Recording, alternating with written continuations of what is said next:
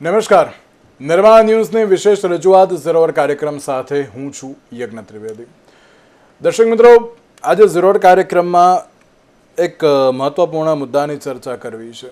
આમ તો હું છેલ્લા ઘણા વખતથી આ મુદ્દા ઉપર ચર્ચા કરી રહ્યો છું, ડિબેટ્સ પણ મેં કરી છે, પણ ફરી એકવાર આજે એટલા માટે આ ચર્ચા કરવી જરૂરી છે કારણ કે અત્યારના સમયમાં હિટ એન્ડ રન અકસ્માતની સંખ્યા સતત વધી રહી છે. અને એમ કહેવાય ને કે કોઈ એક દિવસે આવીને અટકી ગયું હોય એવું નથી. રોજબરોજ એવરી 2 days આપણે આ પ્રકારની જે પરિસ્થિતિ જોતા આવ્યા છીએ. શરૂઆત કરું આજથી તો ગઈકાલે એસજી હાઈવે ઉપર જે એક કાર આવી કે જેણે 2 જેટલા હોમગાર્ડને જે અડફેટે લીધા હતા અને અન્ય 3 વ્યક્તિને અડફેટે લીધા હતા કે જેમાં 2 હોમગાર્ડ જે છે એ ક્રિટિકલ કન્ડિશનમાં જોવા મળી રહ્યા છે અને બીજા 3 છે એમને પણ ગંભીર ઈજા થઈ છે. આ એક ઘટના. બીજી એક, તથ્ય પટેલને તો કોઈ ભૂલ્યું જ નહીં હોય અત્યાર સુધી, કારણ કે જે ઘટના હતી એ ચોક્કસથી ચોંકાવનારી ઘટના હતી. બીજી ઘટનાની વાત કરું, 8 નવેમ્બર. હું ડેટ સાથે એટલા માટે કહી રહ્યો છું કારણ કે તમને ખબર રહેશે કે ક્યારે ક્યારે કઈ કઈ ઘટના બની, કેટલી ઘટના બની, ક્યાં બની, શું બની, કેવી રીતે બની, બધું જ. 8 નવેમ્બર અમદાવાદના એસજી હાઈવે, જે પોશ વિસ્તાર જે કહેવાય છે, અને તેમાં ગુરુદ્વારા પાસે અંડરબ્રિજમાં ટ્રક અને કાર વચ્ચેનો અકસ્માત થયો. એક વ્યક્તિનું મૃત્યુ થયું. 9 નવેમ્બરની મોડી રાત્રે ઓઢવ રિંગ રોડ ઉપર એક હિટ એન્ડ રનની ઘટના બની. 14 નવેમ્બરે ખોખરા પાસે કાંકરિયા રોડ ઉપર ન્યૂ ગ્રીન માર્કેટ પાસે પણ જે હિટ એન્ડ રનની ઘટના જે સામે આવી. હવે કે જે આંકડા સામે આવ્યા છે એ પણ ક્યાંક ચોંકાવનારા છે કે છેલ્લા 9 મહિનામાં 250 જેટલા અમદાવાદીઓના લાયસન્સ સસ્પેન્ડ થયા છે. હવે આ તો વાત ખાલી મેં અમદાવાદ પૂરતી કરી, ખાલી ને ખાલી અમદાવાદ પૂરતીઓ, કે જેના મહાનગર, મેટ્રો સિટી કે જે કેવું હોય અત્યારે તો બધું તો બુલેટ ટ્રેને આવે એટલે બુલેટ સિટીએ કેવું હોય તો કહી દેજો. પણ આ સ્માર્ટ સિટી 1માં આ પ્રકારની ઘટના છે. સુરતની વાત કરું, સુરતમાં પણ આ પ્રકારે જે હિટ એન્ડ રનના ઘટનાઓ, રાજકોટમાં હમણાં 2 દિવસ પહેલાંની જ એક ઘટના સામે આવી હતી કે પીધેલી હાલતમાં કાર ચલાવતો હતો કે જેમાં હિટ એન્ડ રનની ઘટના હતી. વડોદરાની પણ એક ઘટના આપ સૌને ખ્યાલ જ હશે કે જે એક વ્યક્તિએ હિટ એન્ડ રન કર્યો હતો ને ત્યારબાદ ઓમ નમઃ શિવાય કરીને વ્યક્તિ બહાર આવી ગયો હતો. ક્યાંક એવી બાબત સામે આવી કે નશાની હાલતમાં હતો એ વ્યક્તિ. એટલે ઓવરઓલ આમ જોવા જઈએ ને તો મહિનામાં 3 થી 4 જેટલી, આ તો હું એક સરેરાશ આશરે આંકડો હું અત્યારે તો કહી રહ્યો છું કે પર વીક એક ઘટના આપણે અત્યારે તો ગણીએ તો 4 થી 5 જેટલી ઘટનાઓ બને છે. હવે આ માત્ર જો અમદાવાદની પરિસ્થિતિ હોય તો સુરત, રાજકોટ, વડોદરા, આપણે મેઇન 4 મહાનગરની હું અત્યારે તો વાત કરું, આમ તો 8 છે પણ તો પણ મેઇન 4ની હું અત્યારે વાત કરું તો આ પ્રકારની ઘટનાઓ સતત વધી રહી છે. સવાલ પણ એ થતો હોય છે કે કાયદો વ્યવસ્થા અત્યારે તો શું કરી રહી છે? ચલો, કાયદો અને વ્યવસ્થા પણ અત્યારે તો પોતાનું કામ કરી રહી છે, પણ આ બેફામ અને રેશ ડ્રાઇવિંગ શું અત્યારે તો પેલું એમ કહેવાય કે એક એમ થઈ ગયું છે કે ના, આ બધું તો અમારે જોઈએ જ એમ.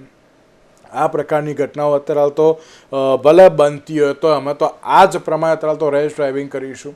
આની પહેલાં કોઈ એવી રેશ ડ્રાઇવિંગની ઘટના નથી. જ્યારથી ધૂમ મૂવી આવ્યું ત્યારથી અત્યારે જે બાઇક સ્પીડમાં ચાલવા માંડ્યા, ગાડીઓ ફૂલ સ્પીડમાં ચાલવા વાગી, હોલિવૂડની જે મૂવીઝ જોઈ કે જેનાથી અત્યારે તો જે યુથ અત્યારે તો આ પ્રકારે જે ઇન્ફ્લુઅન્સ થયું અને અત્યારે માત્ર એમ કહેવાય ને કે 50 કે 60ની સ્પીડ તો અત્યારે બહુ નોર્મલ થઈ ગઈ છે.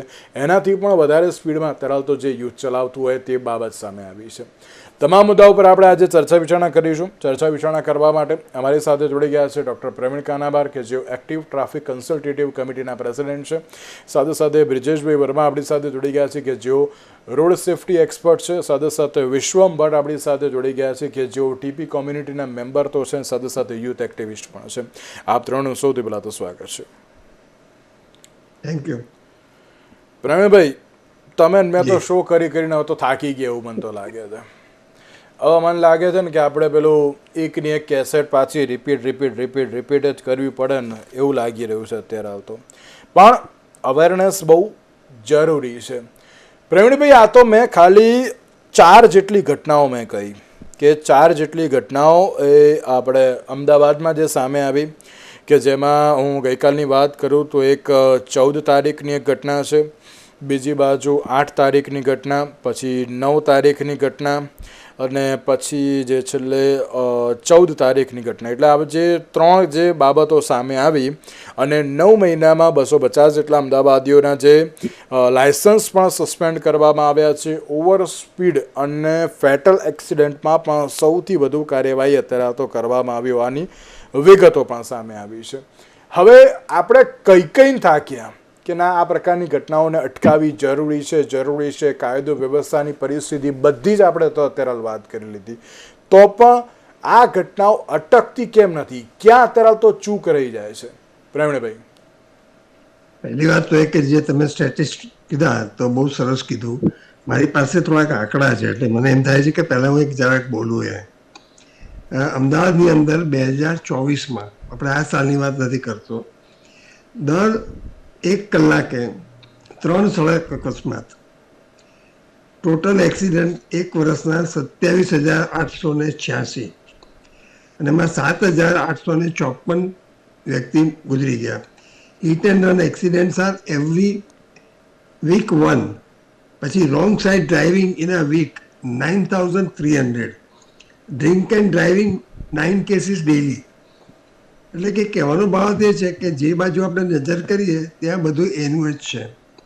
4 વસ્તુ આપ પણ જાણો છો કે જે આપણે વાપરીએ છીએ કે જેથી કરીને અકસ્માત થતા ઘટે. તો કે ભાઈ, એજ્યુકેશન, એન્જિનિયરિંગ, એન્ફોર્સમેન્ટ અને ઇમરજન્સી ટ્રીટમેન્ટ. હવે આ 4 વસ્તુ આપણે વાપર કરીએ છીએ ઘણા વર્ષથી. આ જે મેથડ છે એનાથી આપણે શું ફેર પાડ્યો? ક્યાંય ફેર મારી દ્રષ્ટિએ દેખાતો જ નથી. એટલે કે આપણે જે મેથડ એની એ જ વાપર કરીએ છીએ તો એના પરિણામે એના એ જ આવે છે ખરાબ. એટલે ક્યાંક સુધરવાની જરૂર છે. હવે યજ્ઞેશભાઈ, તમે ને હું આપણે દરેક વખતે વાત કરીએ છીએ કે સ્ટેક હોલ્ડર્સની એકાઉન્ટેબિલિટી. જ્યાં સુધી સ્ટેક હોલ્ડર્સની એકાઉન્ટેબિલિટી નહીં નક્કી કરવામાં આવે, એના ઉપર નહીં પગલાં લેવામાં આવે, ત્યાંથી કંઈ થાય નહીં. હવે દરેક સ્ટેક હોલ્ડર્સે કંઈક ને કંઈક પોતાનામાં ટ્રાન્સફોર્મેશન, કંઈક ચેન્જ લાવવાની જરૂર છે, મોટો ચેન્જ. તો ફોર એક્ઝામ્પલ, આપણા જે જુવાનિયા છે તો શું કરે છે? 2 વ્હીલર ફટાફટ સ્પીડમાં ચલાવવાનું.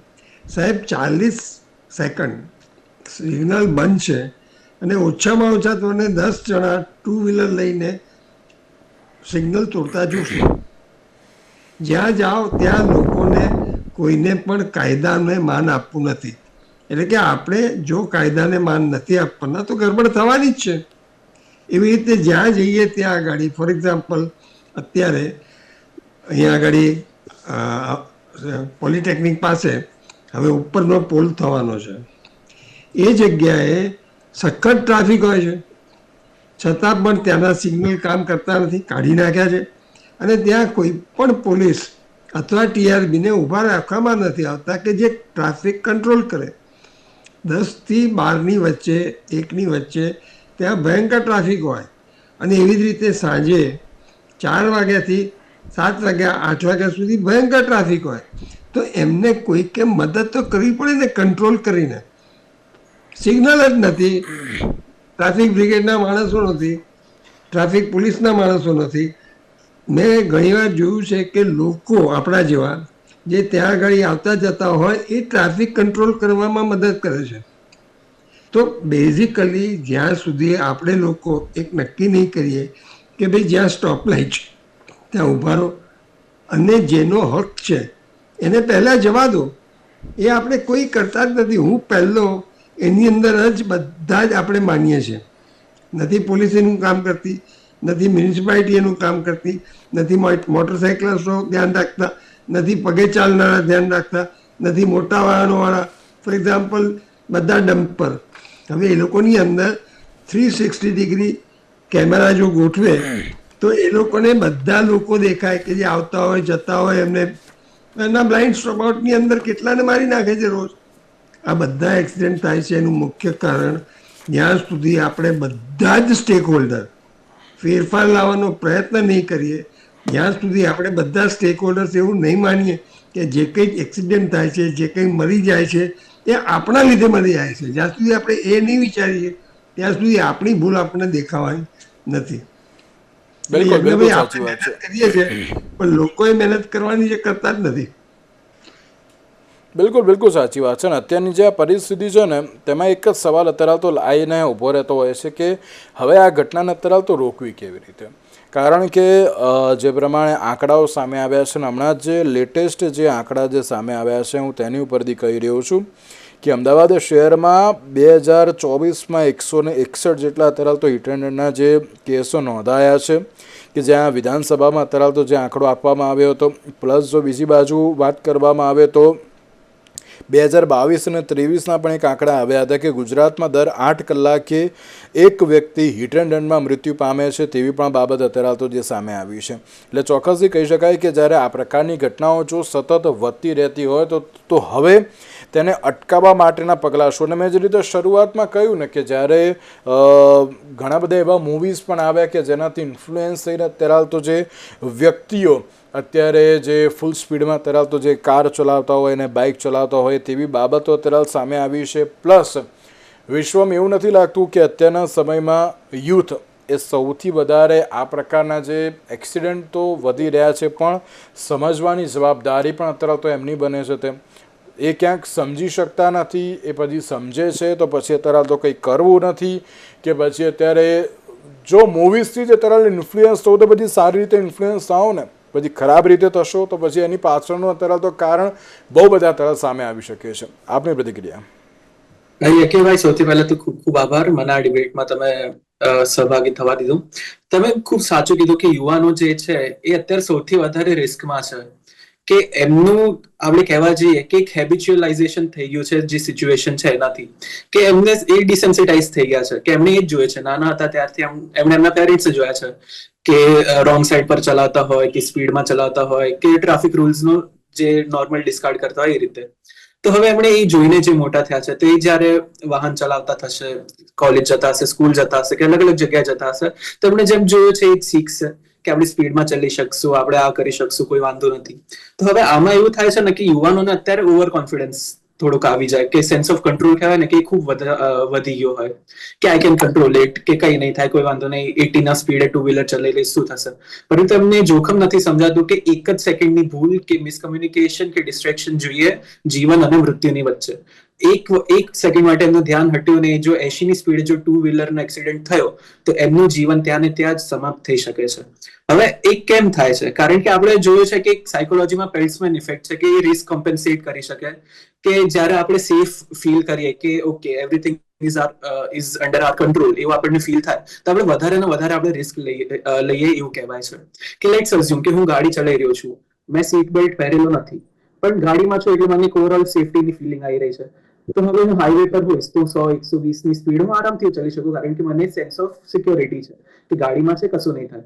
પરંતુ અગેન ડિસ્ટ્રેક્શન જો એક સેકન્ડનું ડિસ્ટ્રેક્શન થયું તો એ જ થયું કે સાવધાની હટી દુર્ઘટના ઘટીની એના જેવી જ હાલત છે. તો આ જ રીતે હું કહેવા માંગીશ કે બહુ બધા ફેક્ટર્સ છે યુવાનોને કે તમે જેમ કીધું કે મૂવીઝથી ઇન્ફ્લુઅન્સ થઈ રહ્યા છે એમાં અલગ અલગ છે કે રોડ રેજ પણ એક બહુ મહત્વનો મુદ્દો અત્યારે બની રહ્યો છે યુવાનોમાં કે વાહન ચલાવતા ગુસ્સો આવી જાય, કોઈને પણ ટક્કર મારી દે. કે આપણે હમણાં આજે સવારે જે કેસ હતો કે વારાણસી કે ઉત્તર પ્રદેશમાં ક્યાંક એક યુવાનને ગુસ્સો આવ્યો કે આગળના વાહનને એમને જગ્યા ના આપી, ગુસ્સામાં એને એક્સિલરેટ કરીને એ વાહનને લાઈક એક્સિડન્ટ કરી દીધું અને એ વાહન પર એક આખું પરિવાર જઈ રહ્યું હતું. તો હવે એ જ જોવાનું છે કે આ જે ઇમોશનલ ડિસરેગ્યુલેશન છે એ બધું છે કેવી રીતે થઈ રહ્યું છે. સાથે સાથે પિયર ઇન્ફ્લુઅન્સ હશે કે એ એમના દોસ્તોને જોવે છે, ઇન્સ્ટાગ્રામ પર રીલ્સ જોવે છે, એમના સિનિયર્સને જોવે છે, ઘરમાં કોકને જોવે છે આવું કરતા કે પપ્પા બહાર નીકળે છે તો એક્ટિવા કે બાઇક કે ગાડી કેવી રીતે ચલાવે છે, ભાઈબંધો સાથે બહાર નીકળે તો એ જોવે કે કેવી રીતે થઈ રહ્યા છે. અને ઓવરઓલ એક સોશિયલ રિસ્પોન્સિબિલિટી પણ કહેવાય આપણી કે આપણે જે ઉદાહરણ સેટ કરશું એ જ અત્યારના યુવાનો ફોલો કરશે. તો સૌથી પહેલા તો એક સમાજ તરીકે આપણને હવે જોવું પડશે કે આપણે કેવી રીતે આગળ વધી રહ્યા છીએ, કેવી રીતે ટ્રાફિકના નિયમોનું પાલન કરી રહ્યા છીએ. હવે આપણે જોયું હશે કે જે ટ્રાફિક પોલીસ ને બધું છે, એ જે અધિકારીઓ છે, અલગ અલગ સ્કૂલોમાં, અલગ અલગ એજ્યુકેશનલ ઇન્સ્ટિટ્યૂટ્સમાં જઈને ટ્રાફિકના રૂલ્સ ને અવેરનેસ ને બધા પણ પ્રોગ્રામ્સ કરતા રહે છે. તો I think that it is a welcome step કે હવે ધીરે ધીરે આપણે એક એક પગલા લેશું અને પગલે પગલે આપણે જોઈશું કે મોટો ચેન્જ આવી શકશે. પરંતુ એના માટે જેમ સરે કીધું કે આપણે બધા જ સ્ટેક હોલ્ડર્સને સાથે રાખીને ચાલવા પડશે. જો આપણે યુનિટરી ડિસિઝન્સ લઈશું તો એનાથી કોઈનો ફાયદો નથી. જેટલા પણ બધા સ્ટેક હોલ્ડર્સ એમના બધાનો ઓપિનિયન્સ, બધાના કહેવાય ને કે શું સજેશન્સ છે, જેનાથી આપણે આ જે રોડ એક્સિડન્ટ્સ છે, રેકલેસ ડ્રાઇવિંગ છે, એને આપણે કેવી રીતે ઓછું કરી શકીએ અને એનું જે યુવાન ઉપર અસર છે એને આપણે કેવી રીતે ઓછી કરી શકીએ. બિલકુલ બિલકુલ સાચી વાત છે. અને એટલા જ માટે જે રીતે તમે કહ્યું ને કે અત્યારે એક દેખાડો કરવા માટે પણ અત્યારે તો જ્યારે આ પ્રકારની પરિસ્થિતિ જોવા મળતી હોય છે, પણ મને એમ થાય કે દેખાડો કોના માટે? શું રીલ્સ બનાવવા માટે? શું અત્યારે તો પેલું શું કહેવાય, કુલ, પોતાની જાતને કુલ સાબિત કરવા માટે અત્યારે તો આ પ્રકારના જે તમે જે રેશ ડ્રાઇવિંગ કરી રહ્યા છો, શું આનાથી શું પ્રાપ્ત થશે? સૌથી પહેલો સવાલ તો મને એ જ થતો હોય છે આમાં. કારણ કે તમે બનો કુલ, મને કોઈ વાંધો નથી, પણ આ પ્રકારે ના બનો કે જેના કારણે અન્ય કોઈ વ્યક્તિએ જીવ ગુમાવવાનો વારો આવતો હોય. મારે ત્યાં અત્યારે સવાલ આવીને ઊભો રહેતો હોય છે. કુલ બીજી બધી રીતે બની શકાય છે. જો બહુ કુલ બનવું હોય તો ભણવામાં સારા બનો, તેનાથી કોઈક સારી એવી પોસ્ટ હાંસિલ કરો, એમ કુલ બનો. મા બાપનું અત્યારે તો માનવાનું હોય, સમાજમાં એક નામ રોશન કરો, કંઈક નવું કરો કે જેના કારણે અત્યારે તો લોકો તમારું ઉદાહરણ લોકોને આપે કે ના ભાઈ આનાથી કંઈક શીખે. એવી રીતે કુલ બનવું બહુ જરૂરી છે, પણ આ રીતે નહીં. બ્રિજેશભાઈ, આપણે પણ ઘણી બધી ઘટનાઓ પર આ વાતો કરેલી છે, પણ જે પ્રમાણે હિટ એન્ડ રન, આ તો ખાલી અમદાવાદના અત્યારે તો આંકડાઓ મેં આપ્યા, પણ આ પ્રમાણે સુરત, રાજકોટ, બરોડા, એ હમણાં તો ઘણી બધી ઘટનાઓ જે સતત વધી રહી છે. આપણે એમ થાય છે કે દર અઠવાડિયે એક તો આની ઉપર ટોક શો કરવો જ પડે છે, કારણ કે આ પ્રકારની ઘટનાઓ બને છે એટલા માટે. શું કહેશો બ્રિજેશભાઈ? ટોક શો આપણે કરીએ બરાબર, પરંતુ જે આ બધા નિયમો બનાવે છે, મારું માનવું એવું છે, જે બધા નિયમો બનાવે છે, જે કાયદાઓ છે, જેમ કે આપણે એક એક્ઝામ્પલ વાત કરીએ, બીએનએસ ની કલમ 106(2) મુજબ હિટ એન્ડ રન કેસની વાત કરીએ, તેમાં જે નવો જે કાયદો આવ્યો છે તે મુજબ કેવું છે કે ભાઈ હિટ એન્ડ રન કેસમાં કોઈ જો એક્સિડન્ટ કરીને ભાગી જાય છે તો એને 10 વર્ષની સજા અને દંડ ભરવાનો છે. પરંતુ આવા અસંખ્ય રોડ પર અકસ્માતો થઈ રહ્યા છે, પરંતુ સીસીટીવી કેમેરાને બધું લાગવા છતાં આ રીતે કોઈને કાયદાનો ડર લાગતો નથી. જેમ કે આપણે વાત કરી કે અમદાવાદમાં જે એક્સિડન્ટ થયું છે, સુરતમાં પણ એક્સિડન્ટ વારંવાર થઈ રહ્યા છે, પરંતુ જ્યાંથી આ ઇમ્પ્લિમેન્ટ થવું જોઈએ ત્યાંથી જો યોગ્ય રીતે ન કરવામાં આવે તો બધું નકામું છે એમ. જેમ કે અલગ અલગ લોકો રીલ્સ બનાવે છે, એના પર કડક હાથે કાર્યવાહી કરવી જોઈએ. હું તમને એક એક્ઝામ્પલ આપું. 2023 વાત કરીએ, હિટ એન્ડ રનની વાત કરીએ આપણે ખાલી હિટ એન્ડ રનમાં, તો 16,349 એક્સિડન્ટ થયા. તેના અંદર 7,854 લોકો તો મરી ગયા એમાં. અને 2024 વાત કરીએ તો 15,000 નોંધાયા. આ તો નોંધાયેલા આંકડા છે. એ સિવાયના જો જોવા જઈએ તો આંકડા વધી જાય છે. તો આમાં પણ આંકડાની માયાજાળ છે. કેટલાક નોંધાતા નથી, કેટલાક નોંધાય છે, ને પણ નોંધાય છે પણ અધૂરા નોંધાય છે. અને એના માટે સરકાર જે વ્યવસ્થા કરે છે એ સરકાર પોતાની શબ્દો બરાબર કરે, પરંતુ આ વસ્તુનું જાણકાર જેમ કે હોય, આ વ્યક્તિ આ વસ્તુ સાથે જે સંગત ધરાવતા હોય તેમને વધારે ઇમ્પ્લિમેન્ટ કરવામાં આવે અને એમને સાથ સહકાર લઈને જો આ બધી પ્રવૃત્તિઓ કોઈ પણ પ્રકારની કરવામાં આવે તો મહદઅંશ ઓછું થઈ શકે. હું તમને એક્ઝામ્પલ આપું. કાલની જ વાત છે. કાલે છે કાલે જે આવનારો દિવસ છે રવિવાર 16 નવેમ્બર, આખા વિશ્વમાં વિશ્વ અકસ્માત સંભાળના, એટલે રોડ પર અકસ્માત જે થયા હોય તેમને યાદ કરીને એમને શ્રદ્ધાંજલિ આપવાનો કાર્યક્રમનું આયોજન કરે. હવે કેટલી દુઃખની વાત છે, મારે બધું કેવું છે કે ઉપલા જે ડિપાર્ટમેન્ટમાંથી જે લેટર આવે છે તેમાં એવો શબ્દ વાપરવામાં આવે છે કે ઉજવણી. હવે આ ક્યારે ઉજવણી? આ ઉજવણી કહેવાય? રોડ પર કોઈ મરી ગયું હોય એને શ્રદ્ધાંજલિ આપવાની, તેને ઉજવણી કહેવાય? એટલે જો આટલા મોટા અધિકારી, મોટા લોકો જો આટલું જો બરાબર શબ્દની ગરિમા ન સમજી શકતા હોય તો નોર્મલ જે રસ્તા પર ચાલનાર વ્યક્તિ છે તે કઈ રીતે બધું સમજી શકે? ઉજવણી મારા મત મુજબ તો કોઈ પણ પ્રકારનું, તમે જશો, તમે હમણાં થોડો 2 દિવસ તમે તપાસ કરશો તો ઉપલા વિભાગમાંથી આ રિલેટેડ એક મેલ આવ્યો છે, બધાને લેટર મૂકવામાં આવ્યો, તેમાં શબ્દ લખવામાં ઉજવણી. રોડ પર અકસ્માત થાય છે તેના માટે ઉજવણી કરવાની, યાદ કરવાની, તો શ્રદ્ધાંજલિ આપવાની છે, તેમાં ઉજવણી શબ્દ વાપરવો ન જોઈએ મારા મુદ્દે. એટલે મારા મુદ્દે એમ કેવું છે કે રોડ પર અકસ્માત થાય છે એટલે જ્યારે કોઈનું અકસ્માત થાય તેનો આખો પરિવાર વિખરાઈ જતો હોય છે, અને વિખરાઈ જાય અને એની સાથે સાથે એના માટે અલગ અલગ યોજનાઓ, જેમ કે છે રાહવીર યોજના, હમણાં સરકાર લઈને આવી છે. રોડ પર અકસ્માત થાય તો પહેલા લોકો શું કરતા, રોડ પર અકસ્માત થાય તો ફોટા પાડતા ને એ રીતે કરીને ભાગી જતા, બસ, અને રીલ અપલોડ કરતા, અને કોઈને મદદ નતું કરતું. પરંતુ હવે સરકારે એના માટે લાવ્યું છે રાહવીર યોજના. હવે એ યોજનાનો પ્રચાર પ્રસાર વધારે કરવામાં આવે, ફક્ત એક બે જગ્યાએ કરીને કરવામાં આવે તો ફરી ફરક નહીં પડે. માનનીય નીતિન ગડકરીજીએ કહ્યું છે કે આ યોજના લાવવાનો હેતુ એ છે કે આના થકી આપણે 50,000 લોકોને રોડ પર આવા પહેલા ગોલ્ડન અવર્સમાં આપણે બચાવી શકીએ છીએ.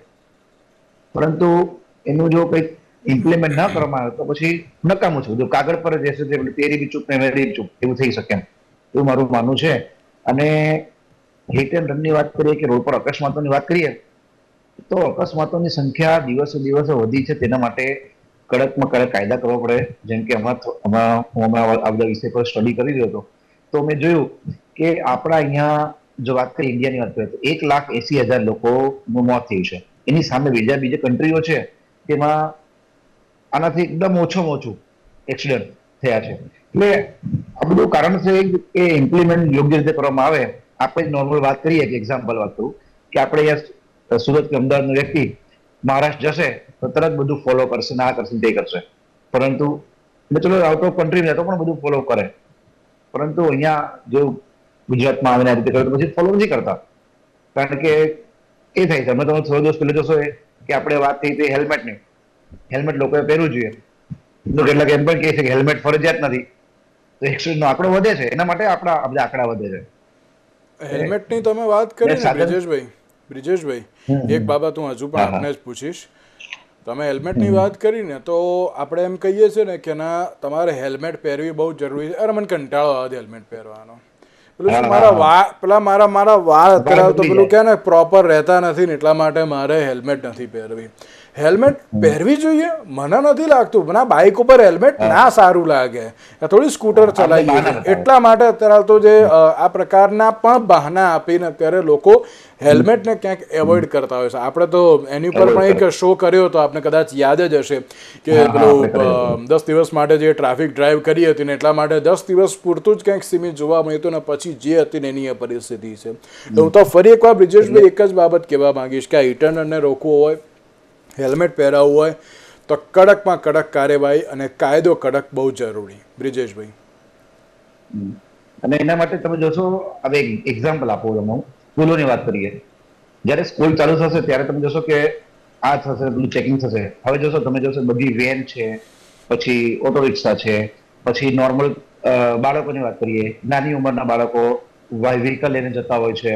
પછી વેનની અંદર તમે જોશો વ્હાઇટ નંબર પ્લેટ વાળી વ્હીકલો જતા હોય છે અને આડેધડ ગાડી ચલાવે અને એમાં જો એક્સિડન્ટ થાય તો વીમા કંપની ₹1 નથી આપતી.